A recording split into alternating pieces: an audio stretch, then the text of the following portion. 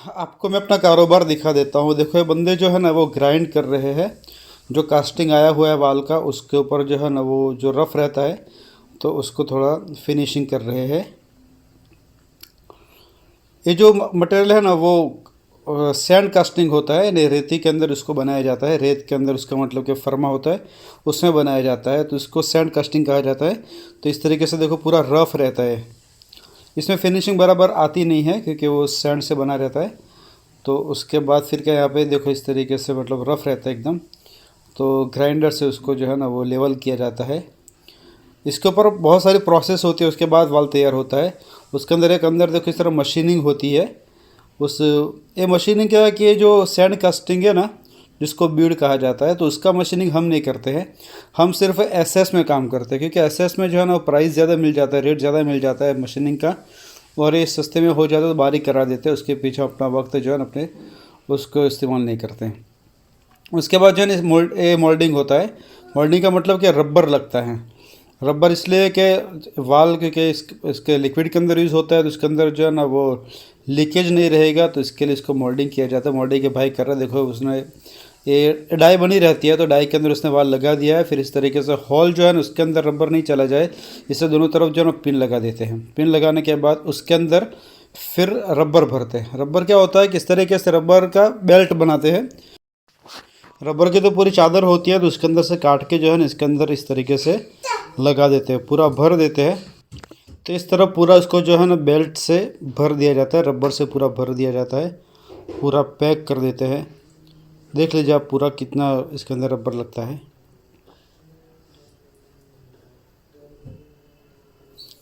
इस तरह का रबर रहता है, मतलब पूरी चादर में से उसको काटा जाता है। मैं आगे दिखाऊंगा किस तरह की चादर रहती है। तो ये भरने के बाद फिर उसके ऊपर डाई का जो ऊपर का हिस्सा होता है वो लगा देते हैं। और लगाने के बाद फिर ये जो मोल्डिंग मशीन है तो उसके अंदर रखने के बाद उसको प्रेस करते हैं। नीचे की प्लेट जो है एकदम हीट होती है, गर्म होती है, तो उससे जो है पूरा देखो रबर पिघल के नीचे आ गया। बहुत सारा रबर अंदर चला गया, बहुत सारा जो है बाहर आ गया। तो इसको वापस निकालने के बाद फिर वापस इस रबर को जो एक्स्ट्रा बाहर निकल गया उसको अंदर भरेंगे। अच्छे तरीके से उसके अंदर भर दिया जाता है मतलब। फिर उसको खोल देंगे और खोलने के बाद जो है ना जो एक्स्ट्रा रबर बाहर आ गया है तो उसको निकाल कर जो है वो वापस अंदर अच्छे तरीके से और भर देते हैं। देखो इस तरीके से उसको मतलब जो ऊपर एक्स्ट्रा था उसको वापस अंदर भर दिया। और भरने के बाद वापस उसके ऊपर जो डाई लगा देंगे और डाई लगाने के बाद वापस उसको हीट पे रख देंगे। इस तरीके से इसको 7-8 मिनट रखेंगे तो उसके बाद जो है ना उसका मोल्डिंग पूरा मुकम्मल अच्छी तरीके से हो जाएगा। इस तरीके से ये जो है ना मोल्डिंग मशीन है। मोल्डिंग करने से पहले जो है ना ये जो हम पहले लेते हैं वाल, तो उसके ऊपर पहले केमिकल लगाया जाता है ताकि उसके बाद फिर उस पर जो रबर आएगा ना तो वो केमिकल उसको पकड़ लेगा और उसके बाद रबर जो है ना वो खुलेगा नहीं। क्योंकि जो वाल लगते हैं ना बहुत बहुत प्रेशर से मतलब वहाँ लिक्विड पास होता है। पानी हो सकता है, दूसरा लिक्विड हो सकता है, वो साथ में हीट भी होता है। तो बहुत ही जो है ना प्रेशर से होता है, तो ऐसे प्रेशर की वजह से वो रबर निकल नहीं जाना चाहिए। उसके लिए पहले उसके ऊपर जो है केमिकल लगा दिया जाता है। केमिकल 2 तरह का होता है, जो पहले लगा था वो ग्रे था, उसके ऊपर ये ब्लैक लगा रहे हैं। तो ये देखो कंप्लीट हो गया है, बड़ी साइज़ का है, तकरीबन 250 mm का है, यानी 10 इंच का हो गया।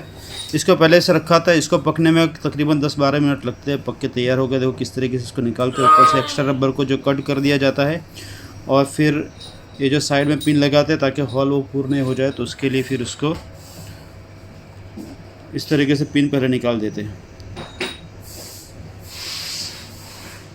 पिन के निकलने के बाद फिर एकदम हीट होता है, उसकी वजह से उसको बहुत ही एहतियात से निकालना पड़ता है। उसके बाद एकदम चिपक जाता है रबर के साथ, तो उसको इस तरीके से मतलब कि प्रेस करके फिर इसको निकालते हैं। एकदम हीट होता है, बहुत गर्म रहता है, उसको देखो धुएं निकल रहे हैं।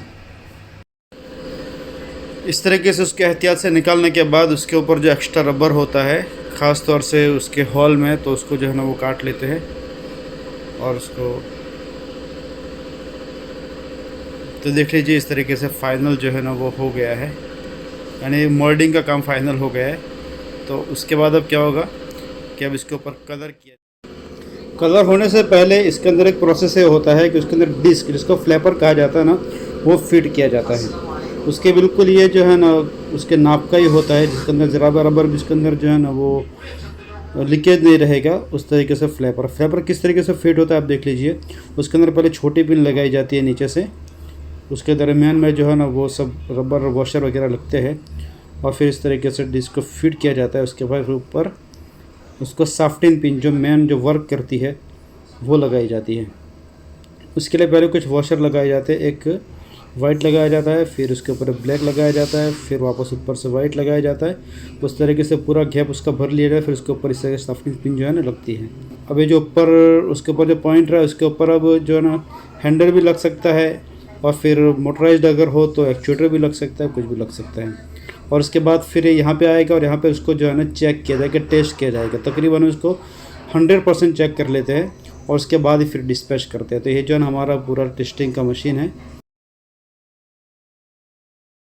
जाएगा। हम जो काम करते हैं ना इस मटेरियल में काम करते हैं, इसको ये प्योर एसएस मटेरियल है। एक्चुअली ये तो हमारा खुद का प्रोडक्ट है PVA, लेकिन हम दूसरे का जॉब वर्क भी करते हैं ना तो एसएस में ही करते हैं, इसलिए कि उसमें रेट हमको ज़्यादा मिलता है। और हमारे पास भी अगर जॉब वर्क किसी का उस मटेरियल में आता है, बीड में आता है, सैंड कास्टिंग में आता है, तो हम उसको जो है ना दूसरे के पास ही भेज देते हैं। और ये देखिए हमारी मशीनरी है, 4 हमारे पास जो है ना लेथ मशीन है, उसके ऊपर सारा जॉब वर्क भी होता है, अपना काम भी होता है। और मैंने जो आपको बताया कि रबर में से जो है ना फिर हम बेल्ट काट लेते हैं, तो इस तरीके से रबर आता है। मैं आपको दिखा देता हूँ रबर इस तरीके से उसमें से हम जो है ना काट लेते हैं, बेल्ट बना देते हैं। और इसको जो है ना बहुत सेफ रखना पड़ता है डस्ट वगैरह से। अगर डस्ट वगैरह आ जाएगा तो फिर जब बनेगा वाल के अंदर लीकेज हो सकता है, इसलिए उसको जो कपड़े के अंदर जो है ना पैक वहाँ से आता है। जा रहा हूँ ऑफिस पे, वहाँ पर जाकर थोड़ी इस दिन की बात आपके साथ कर लेंगे, उसके बाद वीडियो को एंड करेंगे।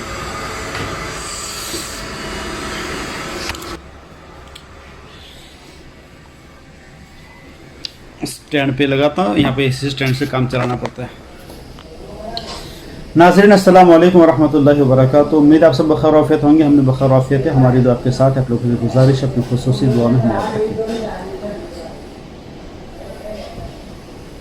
तकरीबन मुझे अहमदाबाद में 25 दिन हो गए। आज 26 तारीख 1 तारीख को मैं आया था, तो आने के बाद जो है ना वो हफ्ता 10 दिन तो घर सेटअप में लग गए, घर सेट होने में लग गए। उसके बाद तकरीबन मैंने 14-15 तारीख को एक कंपनी मैंने ज्वाइन कर लिया। ये कंपनी तो आपको पता है कि इस कंपनी के अंदर मेरा 30% शेयर है अल्लाह के शुक्र से। तो इस कंपनी को तो अभी 2 साल होने आए हैं, तो उस वक़्त मैंने पैसा डाल दिया था, तो अल्लाह के शुक्र से अभी कंपनी जो है प्रॉफिट कर रही है। यहाँ पर मैं इस कंपनी के बेस पे नहीं आया हूँ, यहाँ पे जो मैं अहमदाबाद में आया हूँ तो अपना कारोबार के लिए आया हूँ मैं, जो मतलब कि मेरी खुद की प्रोडक्ट होगी तो उसको मैं लॉन्च करने के लिए आया हूँ। तो वो जो है ना उसको MOR कहा जाता है, मैनुअल ओवरराइड। ये जो वाल्व रहते हैं ना, बड़े बड़े वाल्व रहते हैं, तो उसको हाथ से ऑपरेट करना मुश्किल होता है, तो उसको क्या कहते हैं इलेक्ट्रिक जो है ना मोटर्स रहते हैं, तो उससे जो इसको ऑपरेट किया जाता है, क्लोज एंड ओपन किया जाता है। कभी कभी इलेक्ट्रिसिटी का प्रॉब्लम हो या कुछ प्रॉब्लम हो तो फिर उसके लिए एक दूसरा इंस्ट्रूमेंट भी लगाना पड़ता है स्पेयर में, कि अगर लाइट चली गई या कुछ उस मोटर के अंदर कोई प्रॉब्लम हो गया तो फिर उसको जो है ना क्लोज ओपन कैसे करेंगे, तो फिर उसके लिए एक दूसरा इंस्ट्रूमेंट लगाना पड़ता है। MOR उसको कहा, मैनुअल ओवरराइड उसको कहा जाता है। उसके अंदर गियर बॉक्स होता है, तो इजीली जो है ऑपरेट होता है। उसका स्टीयरिंग जो है ना उसमें ज़्यादा जो है ना जोर नहीं लगाना पड़ता है, तो इजीली जो है ना वो ऑपरेट होता है। तो वो इंस्ट्रूमेंट जो है ना वो इंशाल्लाह हम यहाँ पे लॉन्च करने वाले हैं एक नए नाम के साथ। तो उसका हमने ऑर्डर दे दिया है। वो हमें यहाँ पे मतलब प्रोडक्ट नहीं करना है, हम तो वो बना के जो पार्टी है वो बना के हमको देगी, तो हम उसका ट्रेडिंग करने वाले हैं, लेकिन हमारे नाम से आएगा। तो उसके लिए मैं यहाँ पे आया हूँ। लेकिन तब तक क्या है कि मैं फारिग बैठा हूँ, क्योंकि उस पार्टी ने हमको फरवरी के एंड पे स्टॉक देने के लिए बोला है। तकरीबन 22-23 लाख का स्टॉक है, तो उसने हमको फरवरी के एंड में बोला कि आपका स्टॉक उस वक्त रेडी होगा। तो तब तक मेरे पास 2-2.5 महीने है। तो फिर हमने मशवरा इस तरीके से किया कि जो पुराना कंपनी है, मेरा शेयर ऑलरेडी इसके अंदर है, तो यहाँ पे मतलब कि एक बंदे की ज़रूरत थी। ये जो हमारा कंपनी है ना, इसके अंदर अभी तक हम खाली जॉब वर्क कर रहे थे। जो भाई की बड़ी कंपनी है तो उसका हम जॉब वर्क यहाँ पे कर रहे थे। तो लेकिन अभी लास्ट के 4-5 महीने से मतलब ऐसा डिसाइड हुआ था कि खुद का प्रोडक्शन भी चालू करेंगे, 2-4 आइटम खुद की प्रोडक्ट भी करेंगे। तो हमने इसको तब से शुरू कर दिया था। तो अल्लाह के शुक्र से अभी हमारा जो है स्टॉक जो है रेडी हो चुका है। अब उसकी मार्केटिंग करेंगे मार्केट के अंदर कि भाई हम आइटम बना रहे हैं, तो उसकी मार्केटिंग के लिए जो बंदे की ज़रूरत थी, तो फिर ऐसा डिसाइड हुआ कि भाई मैं, क्योंकि जब मेरी आइटम भी जो लॉन्च हो जाएगी, बन के आ जाएगी, तो उसके बाद क्या उसके लिए मार्केटिंग के लिए तो मुझे जाना ही पड़ेगा। तो फिलहाल यहाँ पे जो वैकेंसी थी कि यहाँ पर भी जो है ना बंदे की ज़रूरत थी कि भाई मार्केटिंग करना पड़ेगा। तो इसके लिए फिर जो है ना मशवरे से ऐसा तय हो गया कि जब इस कंपनी को मैं ज्वाइन कर लेता हूँ, तो मार्केट का मुझे पता चल जाएगा। जब मेरे आइटम बन के आ जाएगी तो उस वक्त मेरे लिए आसानी हो जाएगी। तो फिलहाल जो है ना मैं और जो चाचा का लड़का यहाँ को मतलब कुछ हैंडल करता है, तो हम दोनों जो है रोज़ाना 1-2 कंपनी में जाते हैं मार्केटिंग के लिए। अपने इस कंपनी की जो प्रोडक्ट है, हमारे PVA के नाम से जो प्रोडक्ट है, तो वो जो है ना उसके मार्केटिंग के लिए हमको रोज़ाना जाना पड़ता है। तो उसके लिए क्या है कि ऐसा ऐसा मार्केट का ही पता चल रहा है कि भाई किस तरीके से यहाँ पे मार्केट है, किस तरीके से मतलब कि किस तरीके से मार्केट है और कितनी कंपनीज यहाँ पर है जहाँ पर हमको जाना चाहिए। तो फिर जब मेरा आइटम लॉन्च होगी तो मुझे बिल्कुल वो काम आसान हो जाएगा। तो खैर रोज़ाना मैं घर से 10 बजे यहाँ पे आता हूँ, फिर 1 बजे वापस जाता हूँ खाना खाने के लिए, और तकरीबन 2, सवा 2, 2:30 बजे मैं वापस यहाँ पे आता हूँ। तो तब तक क्या करता हूँ, सुबह के टाइम के अंदर मैं चीज़ों को, मुझे तो कुछ इसका नॉलेज नहीं है, तो मैं चीज़ों को देख रहा हूँ कि कौन सा मटेरियल होता है, किस मटेरियल को क्या बोलते हैं, किस मटेरियल को क्या बोलते हैं, कौन से केमिकल के लिए कौन सा वाल इस्तेमाल होता है, लिक्विड जो रहता है ना वो, अगर खाली पानी मतलब गर्म पानी पास होना है तो मतलब कौन सा मटेरियल इस्तेमाल होना चाहिए, केमिकल कौन सा केमिकल होगा तो कौन सा मतलब वाल होना चाहिए, फार्मा के लिए जो दवा की कंपनी होती है उसमें कौन सा वाल लगता है। तो सारी चीज़ों को मैं अभी जो है ना नॉलेज यहाँ पे ले रहा हूँ। तो सुबह से लेकर दोपहर तक मैं यही काम करता हूँ कि यहाँ पे सारी चीज़ों को जो है ना मैं वो देखता हूँ।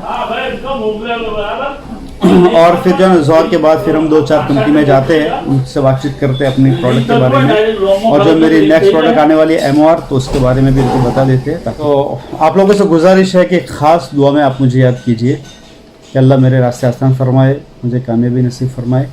फिर मिलेंगे नई बातों के साथ, तब तक के लिए इजाज़त दे। अपनी फैमिली का, अपने घर वालों का खूब सारा ख्याल रखें। अल्लाह हाफ़िज़, वक़्त अस्सलाम।